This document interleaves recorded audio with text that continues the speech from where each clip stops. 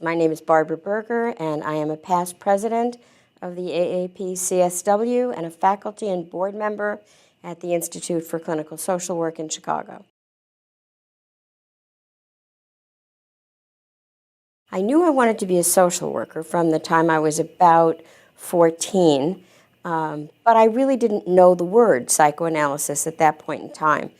It wasn't until I got to social work school and had a teacher in a course on adult psychopathology who was himself a psychoanalyst, and he introduced the class by saying he felt that social workers did the same kinds of work that he, as a psychoanalyst, did, but that they did it with different populations of people.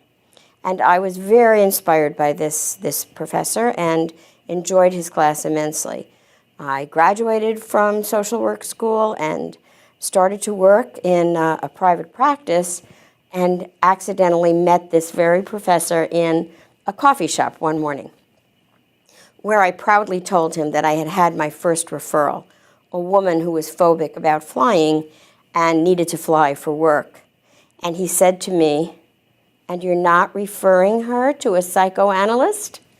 At which point I felt mortally wounded, and as if he hadn't meant what he said in the class as I remembered it. So I began to think about what I needed to know psychoanalytically in order to not get that kind of response from anybody ever again, and that is what inspired me to study psychoanalysis and psychodynamic clinical work.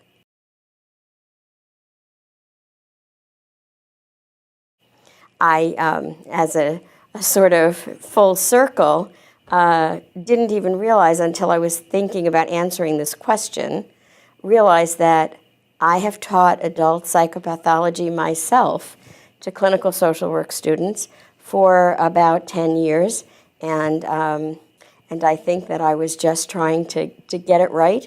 And what I've discovered is that it is inspiring to students. When they start to learn this material, they get hungry for more of it. And I guess that's how I'd answer your question.